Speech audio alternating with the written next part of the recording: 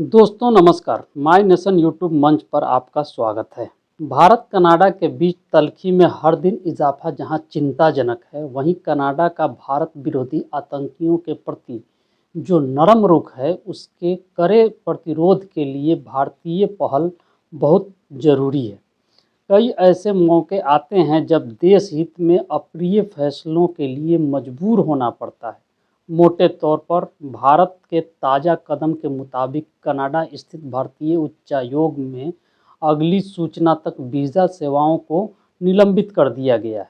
Visa संबंधी कार्य देखने वाले कंपनी BLS इंटरनेशनल के अनुसार इच्छुक वीज़ा आवेदकों को सलाह दी गई है कि वे इस मुद्दे पर आगे की अपडेट के लिए BLS वेबसाइट देखते रहें। ध्यान रहे कि बुधवार को भारतीय नागरिकों को कनाडा में पढ़ रहे छात्रों और देश की यात्रा की योजना बना रहे लोगों को सावधानी बरतने की उचित सलाह दी गई है। यह बहुत गंभीर बात है कि दो देशों के बीच इतना सब होने के बावजूद कुछ भारतीय विरोधी आतंकियों ने कनाडा में रह रहे हिंदुओं को सीधे धमकी दी। भारत के पड़ोस से दीक्षित प्रशिक्षित इन आतंकियों की पीठ पर कनाडा का हाथ है तो उनकी बोली आक्रामक हो गई है।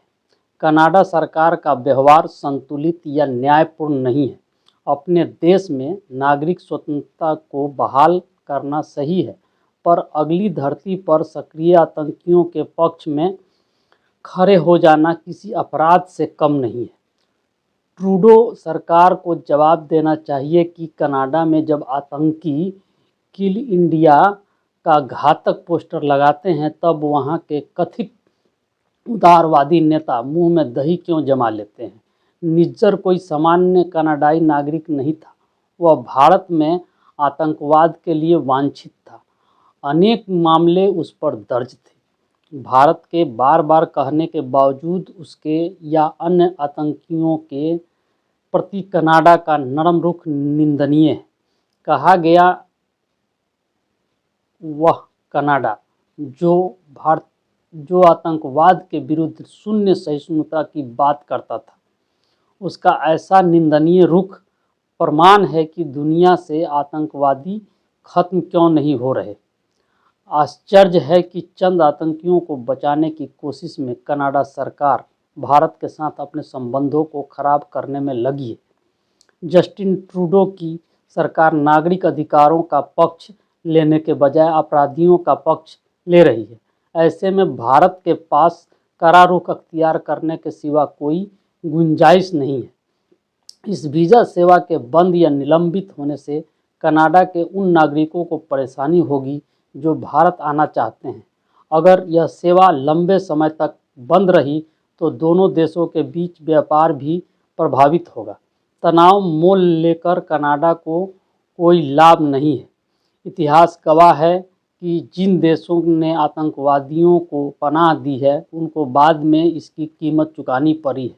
निश्चित रूप से चंद आतंकवादियों का बचाव करने के बाद कनाडा भी दबाव में है। उसने नई दिल्ली में उच्चायोग और मुंबई, चंडीगढ़, बेंगलुरु में वाणिज्य दूतावासों सहित अपने मिशनों के आसपास अतिरिक्त सुरक्षा की मांग की है। कथित नागरिक प्रेमी कनाडा सरकार को यह अंतर जरूर महसूस करना चाहिए कि भारत में कनाडा नागरिकों को किसी ने धमकी नहीं दी है, पर कनाडा की धरती से भारत को लगातार धमकियां आ रही है। इसके लिए ट्रूडो सरकार सीधे जिम्मेवार है। ऐसे में भारत ने जो किया, कोई भी देश यही करता या इससे भी कहीं ज़्यादा करता। जय हिंद। बहुत बहुत धन्यवाद।